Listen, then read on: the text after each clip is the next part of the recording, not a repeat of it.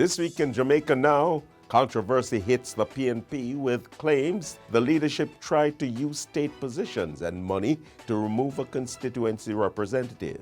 School is not a fashion runway. Here again, why the education minister says schools are not fashion runways. And tragedy hits St. Anne as 3 siblings die in a fire at their home.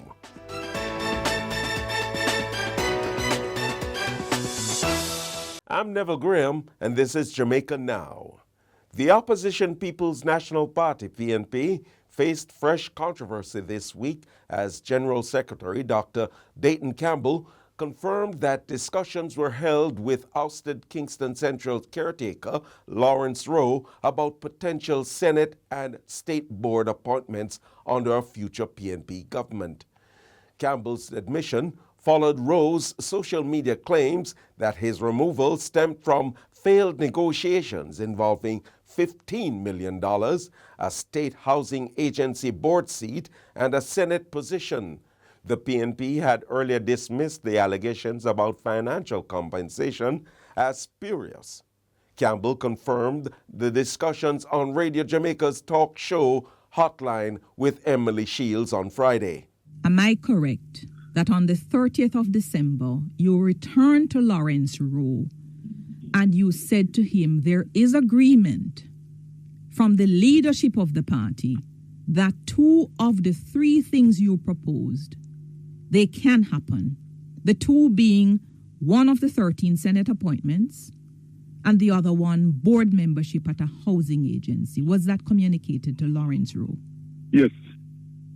And that there is no possibility for financial compensation. Was it said to him that there could be 15 million in resources? I don't understand that statement. No, that was not said. So I had a discussion with him as opposed to if he would want to be employed in a future PNP government. Obviously, persons, there are employment opportunities in the country. And once the person is competent, they can be employed in different capacities. But to say that there was an offer with $15 million, whether in cash or resources, no. Rowe confirmed Thursday that he had resigned from the PNP. The ruling Jamaica Labour Party criticized the PNP's handling of the matter, accusing the opposition of lacking transparency and undermining good governance. JLP spokesperson Marlon Morgan also questioned PNP President Mark Golding's decision to appoint Rowe initially, reportedly against the Party Integrity Committee's advice. Meanwhile, retired crime fighter Steve McGregor, the PNP's new Kingston Central candidate, was formally presented on Wednesday and immediately said he wants to meet with Rowe. I want to say, not because I am the Usain Bolt, I'm kind of really.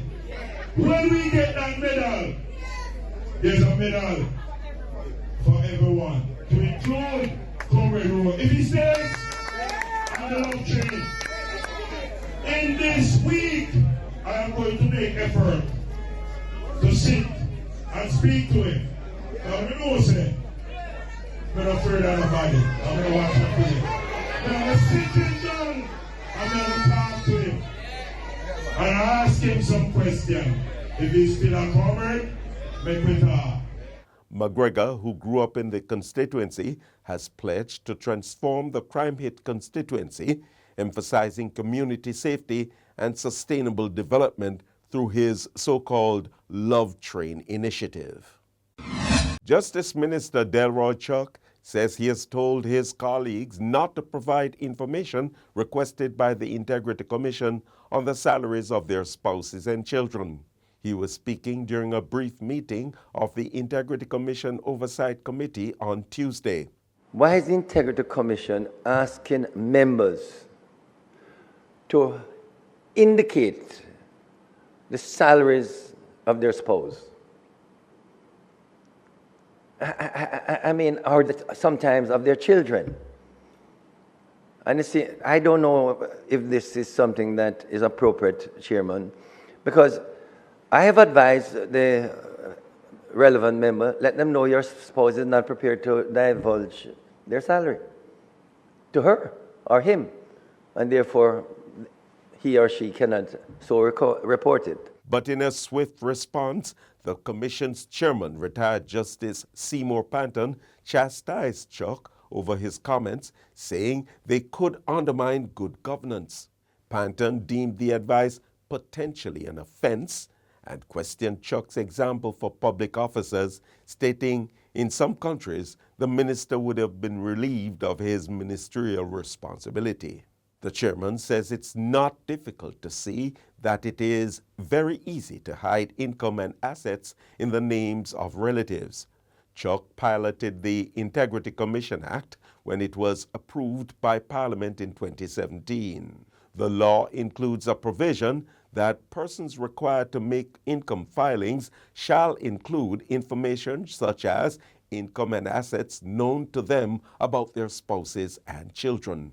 There are exceptions for adult children who do not live with the declarant or for estranged spouses. And the opposition People's National Party is calling for the immediate resignation of Justice Minister Delroy Chuck over the controversial comments. Opposition spokesperson on justice, Senator Donna Scott Motley, labeled Minister Chuck's statement as an open insult on Jamaica's legal framework.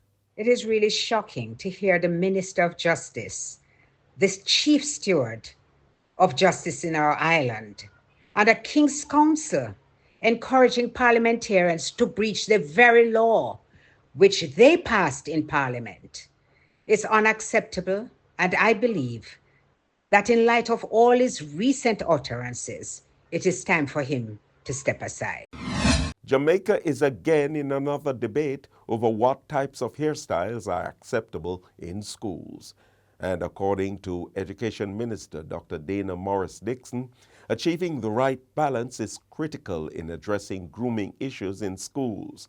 It follows an incident at McGrath High School in St. Catherine where a male student claimed he was barred from classes because of his hairstyle.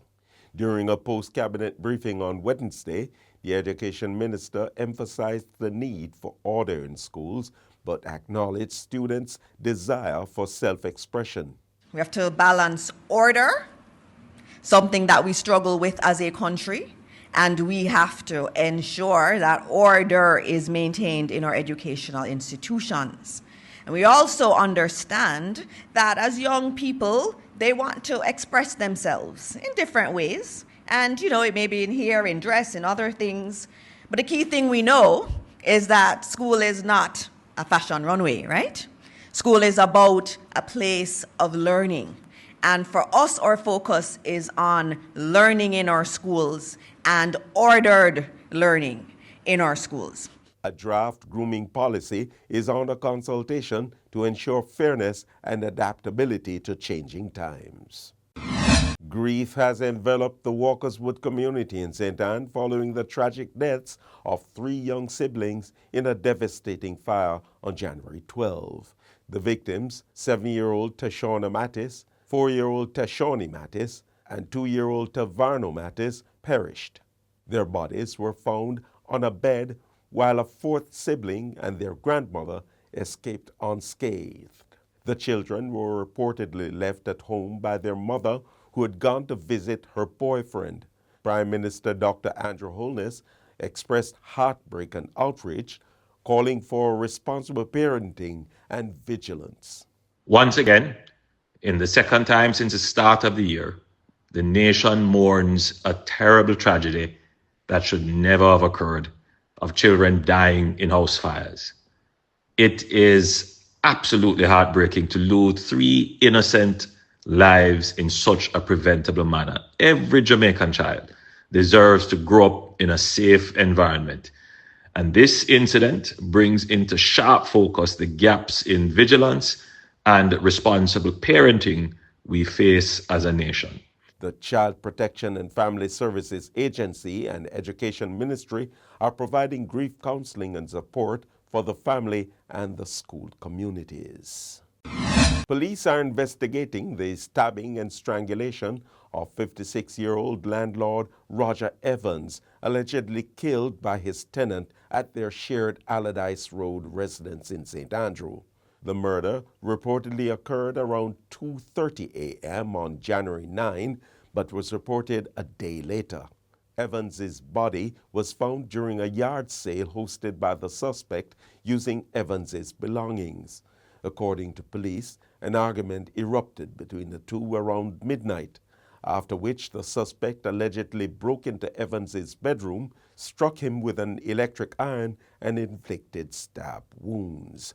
Evans's body, showing signs of strangulation, was found wrapped in a sheet.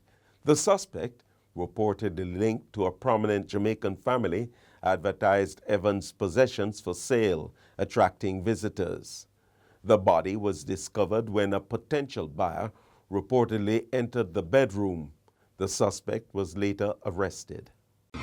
4 municipal corporations have been flagged by the Auditor General's Department for failing to provide sufficient documentation to verify payments totaling $81 million under the Municipal Social Assistance Programme, MSAP.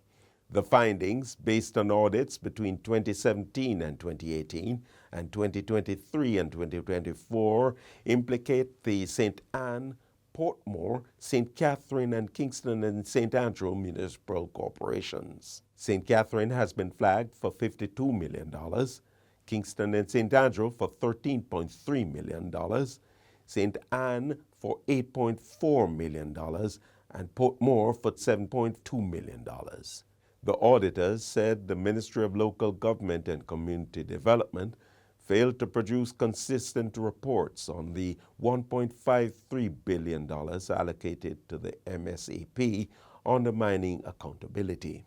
And the Kingston and St. Andrew Municipal Corporation, KSAMC, failed to account for $33 million spent under a housing program for poor individuals between 2018 and 2022. The case was highlighted in the Auditor General's Department AUGD report released on Tuesday.